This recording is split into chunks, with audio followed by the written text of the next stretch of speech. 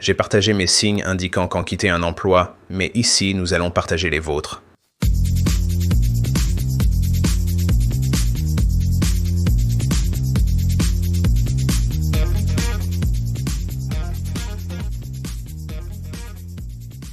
En parcourant les actualités comme d'habitude, je suis tombé sur un article de BuzzFeed sur les signes qu'il est temps de quitter son travail.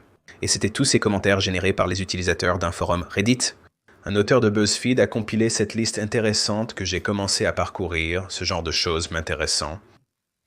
Et certains d'entre eux m'ont vraiment marqué. Alors j'ai pensé que ce serait un exercice intéressant de passer en revue certains d'entre eux et d'analyser pourquoi ils peuvent ou non être des raisons valables pour lesquelles vous devriez vouloir quitter votre emploi. Vous pourriez être dans une situation similaire et certains de ces points pourraient vous concerner. Mais avant de trop nous avancer, si vous êtes intéressé par plus de contenu lié à la carrière directement d'un recruteur d'entreprise, assurez-vous de cliquer sur le bouton d'abonnement. N'oubliez pas de cliquer sur la cloche pour ne manquer aucun contenu à venir.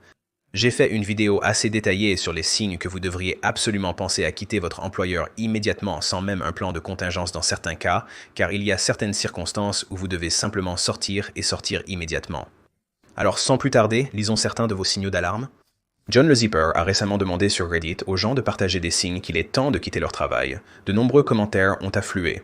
Parmi eux, certains étaient intéressants, notamment un couple évoquant leur appréhension d'aller travailler.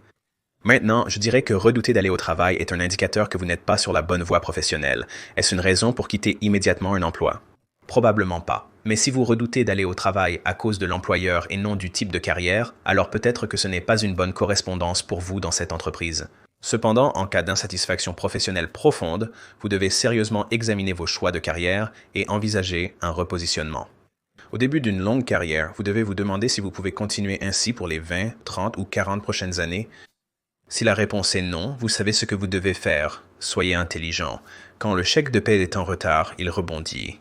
Si l'employeur ne peut pas faire la paie, c'est un signe clair qu'il faut partir immédiatement car rien ne garantit que vous serez payé à temps, voire tout court. Voici une qui dit que jeudi, mon patron m'a fait savoir que j'allais devoir prouver que je vaux mon salaire à peine vivable. Je suppose donc qu'il s'agit d'un poste de niveau débutant ou presque. Et donc, nous allons devoir avoir une réunion chaque jour la semaine prochaine pour voir comment je vais faire gagner plus d'argent à l'entreprise. Donc littéralement, une réunion chaque jour pour discuter de comment vous allez faire gagner plus d'argent à l'entreprise. Je veux dire, cela ressemble à une situation toxique. On dirait qu'ils essaient probablement de, je suppose, vous licencier en douceur. Et évidemment, le patron ne croit pas en vous. Et si c'est moi et que je suis dans une situation où je sais que mon patron ne croit pas en moi et essaie de me microgérer à ce point, c'est un bon indicateur que vous n'avez probablement pas beaucoup d'avenir là-bas. C'est probablement une raison suffisante pour mettre à jour mon curriculum vitae et chercher un nouvel emploi. Mais la question est, quitterai-je ce travail sans en avoir un autre en vue? Et je pourrais voir cela se dérouler car si vous êtes mis dans un plan d'amélioration des performances ou un plan d'amélioration des performances qui est essentiellement ce que c'est et que l'entreprise prend une décision d'emploi diversifiée et qu'il vous licencie, alors vous seriez très probablement éligible au chômage. Mieux vaut chercher un emploi en étant salarié. En cas de licenciement, vous pourriez toujours bénéficier d'allocations chômage. Donc c'est une sorte de, je suppose, situation gagnant-gagnant de cette façon. Celui-ci me tient à cœur. Quand ils ont licencié la personne la plus gentille, loyale et expérimentée du département, ils ont dit que c'était uniquement à cause de son salaire. Si vos coûts sont réduits ainsi, il est temps de partir. La situation ne fera qu'empirer, c'est la pure vérité. D'un point de vue d'agent libre ou de président-directeur général de votre carrière, c'est cela la loyauté envers l'entreprise. La personne la plus gentille, loyale et expérimentée du département est éliminée simplement parce qu'elle a le salaire le plus élevé. Donc ces entreprises arrivent et sapent cela. Toutes ces années de loyauté, et je suppose que cette personne a eu des années de loyauté, mais toutes ces années de loyauté sont balayées à cause d'une décision salariale. Donc, lorsque nous examinons cela d'un point de vue d'agence libre, c'est pourquoi nous devons toujours veiller sur nous-mêmes et prendre les meilleures décisions pour nous plutôt que pour l'entreprise. Ce n'est pas pour dire que vous ne devriez pas être loyal envers une opportunité, mais vous devriez d'abord et avant tout être loyal envers vous-même. Et évidemment, si vous êtes quelqu'un qui reste après un licenciement, que vous avez survécu à une ou deux vagues et que vous avez observé comment l'entreprise a traité ou géré la situation avec d'autres personnes, vous devez commencer à penser que s'ils peuvent le faire à eux, ils peuvent certainement le faire à moi. Si c'est moi, je pense qu'il est peut-être temps de mettre à jour mon curriculum vitae. Voulez-vous vraiment être sur un navire en train de couler ou sur un qui a démontré qu'il n'a pas de loyauté envers les employés travailleurs et loyaux? Le point suivant concerne la réception d'une offre pour plus d'argent. C'est délicat, car nous ne connaissons pas bien le passé de cette personne. Nous ne savons pas quel travail ils font, combien de temps ils y sont, combien ils gagnent, etc. Il y a donc beaucoup de raisons pour lesquelles quelqu'un pourrait vouloir partir pour plus d'argent. Cependant, le travail le mieux payé n'est pas toujours la meilleure opportunité. Et parfois, rester dans un rôle où vous êtes un peu moins payé, mais où vous acquérez une meilleure expérience qui vous prépare mieux pour l'avenir pourrait être l'option préférable. Ainsi, une offre de quelques milliers de dollars supplémentaires ne signifie pas forcément que c'est la meilleure opportunité pour vous. Mais si on vous propose une énorme augmentation, personne ne vous blâmera d'accepter. Attention à l'acheteur, le plus haut salaire pourrait paradoxalement se retrouver sur la liste des licenciements, comme vu dans l'exemple précédent. Nous avons récemment constaté que c'était vrai avec les nombreux licenciements dans le secteur technologique où les gens ont obtenu de fortes hausses de salaire, qui se sont avérées relativement éphémères. Le prochain point concerne les pensées envahissantes liées au travail, en dehors des heures de bureau, impactant la santé mentale. Si vous êtes là à vous inquiéter pour votre travail, à vous inquiéter pour vos emails, à vous inquiéter pour la grande réunion, vous êtes inquiet à propos de... Si vous craignez d'être licencié pendant vos congés et d'être réprimandé par votre patron, c'est probablement le signe que votre environnement de travail n'est pas sain pour vous. Si c'est le cas, je pense que c'est une bonne raison pour actualiser votre curriculum vitae et commencer votre recherche d'emploi. Votre santé mentale et physique doit passer en premier et il n'y a aucun travail qui vaille la peine de mettre cela en danger. Il affirme que sans changement, il n'y a pas de progression. Les moins expérimentés obtiennent de meilleures positions que les plus expérimentés. C'est pourquoi j'ai soumis ma demande de licenciement. Intéressant. Cet après-midi, trop d'options pour rester stagnant. C'est évidemment une décision assez drastique à prendre, surtout dans un marché qui peut ou ne peut pas se ramollir dans votre région. Mais dans ce cas, cette personne était assez confiante de pouvoir trouver un autre emploi rapidement. Et si vous travaillez pour un employeur où vous êtes constamment bloqué et que vous êtes vraiment prêt à saisir une opportunité de promotion, en d'autres termes, vous répondez à toutes les exigences pour le poste suivant, votre performance est supérieure à la norme ou vous dépassez les attentes et vous avez fait toutes les choses nécessaires. Mais pour une raison quelconque, peut-être est-ce un jeu politique que vous n'êtes pas remarqué et que vous êtes passé à côté de promotion après promotion, c'est absolument une raison pour laquelle vous devriez mettre à jour votre curriculum vitae et trouver une autre opportunité parce que vous êtes bloqué là. Si vous êtes quelqu'un qui veut progresser, j'ai fait une vidéo sur ce sujet précis. Elle s'appelle « Un travail stable est mauvais pour votre carrière ». Les personnes qui sont dépassées pour la promotion finissent par devenir stagnantes et le marché les dépasse. Agissez comme un agent libre, en prenant les mesures nécessaires pour veiller d'abord sur vous-même. Le suivant dit « Quand une nouvelle personne vient d'être embauchée et qu'elle gagne plus d'argent que vous », maintenant, celui-ci est assez courant, malheureusement, surtout dans les grandes entreprises où les gens restent longtemps à leur poste, car inévitablement ce qui se passe sur le marché ouvert, c'est que les salaires évoluent plus rapidement qu'en interne.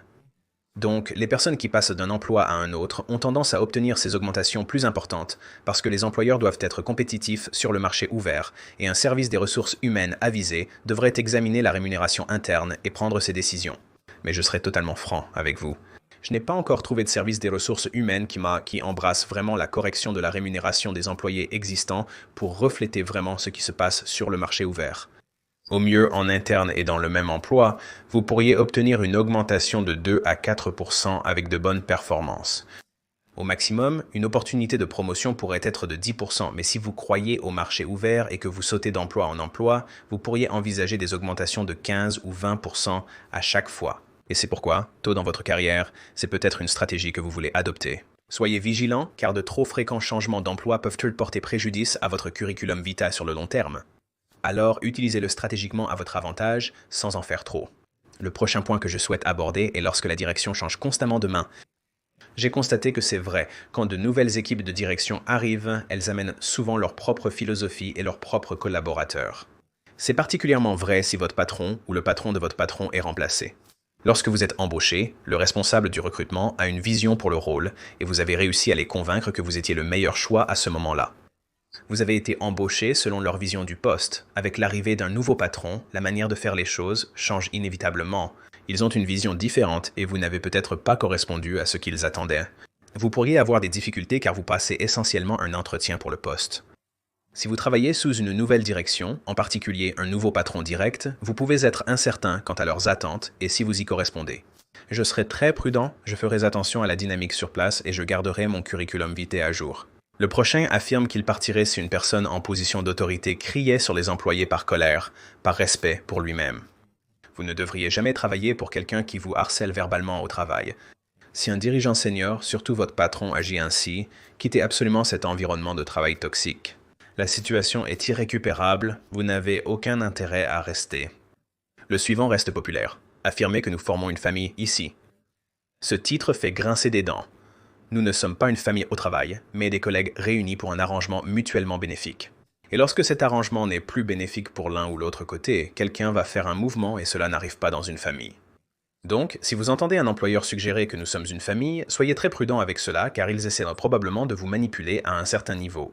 Nous sommes des agents libres agissant dans notre intérêt. J'espère que vous voyez une tendance commune. La prochaine étape est une version de l'embauche discrète dont vous avez peut-être entendu parler. C'est quand ils vous donnent plus de responsabilités avec un nouveau titre alléchant, sans aucune augmentation de salaire.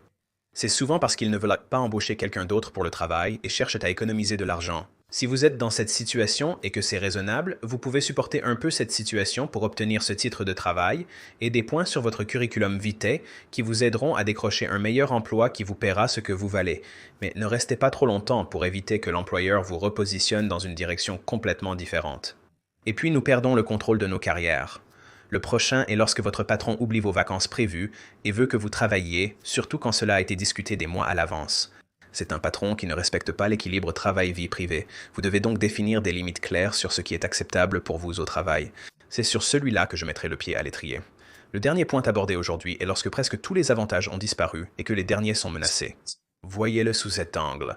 L'entreprise investit-elle dans ses employés? Sinon, ils se désinvestissent de leurs employés. Les avantages s'améliorent-ils chaque année? Donnent-ils aux gens des salaires raisonnables qui suivent l'inflation? Développent-ils leurs employés et leur donnent-ils des opportunités de promotion raisonnables? Ce sont des indicateurs d'une bonne culture de travail. Si vous ne les voyez pas dans votre emploi actuel, il n'y a probablement pas d'avenir solide là-bas. Utilisez l'employeur pour acquérir l'expérience nécessaire sur votre curriculum vitae, puis mettez en place une stratégie de sortie pour partir. Donc, ce sont toutes vos raisons, et je pense que beaucoup d'entre elles sont très valables. Certaines d'entre elles, nous voulons juste nous assurer que nous les faisons de manière très stratégique. Mais le fait est que nous devons agir comme un agent libre. Nous devons faire ce qui est le mieux pour nous. Et si vous vous trouvez dans une situation toxique, un mauvais patron, ou peut-être que vous n'êtes pas correctement rémunéré, vous devez prendre les mesures nécessaires pour y remédier, mais faites-le de manière intelligente. Je suis curieux, quels sont pour vous les signaux d'alarme et les raisons qui vous ont poussé à quitter vos précédents emplois? N'hésitez pas à laisser un commentaire ci-dessous. Si vous vous trouvez dans une situation désespérée et que vous voulez vous en sortir sans savoir comment, faites-le moi savoir. Je suis spécialisé dans ce domaine. Mon site web alifeafterlayoff.com regorge de conseils et d'astuces, tous d'un point de vue d'initié. Je partage avec vous mes connaissances les plus profondes et intimes à travers quelques cours de formation, dont le premier s'intitule Resume Rocket Fuel, et il est conçu pour vous apprendre à rédiger un curriculum vitae qui vous donnera la meilleure chance d'être remarqué par ces recruteurs pour finalement vous donner cette première entrevue. Une fois le pied à l'étrier, c'est à vous de vous vendre à chaque étape du processus d'entretien. C'est là qu'intervient le bootcamp ultime pour chercheurs d'emploi. Il vous donnera les outils, conseils et techniques nécessaires pour être confiant lors d'un processus d'entretien, décrocher le travail de vos rêves et négocier le meilleur tarif pour vous. Pour vous préparer intensivement à un entretien à venir, consultez mon cours intensif d'entretien de 48 heures. Mais pour éviter totalement la file d'attente, il faut que les recruteurs vous contactent directement. Et c'est là que débloquer LinkedIn entre en jeu. Il vous montrera comment utiliser LinkedIn pour que les recruteurs vous remarquent et vous contactent pour des entretiens d'embauche. Il vous montrera aussi comment accéder aux meilleures opportunités du marché caché de l'emploi. Si vous avez du mal à utiliser LinkedIn, consultez ce cours. Merci d'avoir regardé. N'oubliez pas d'agir librement. Au revoir.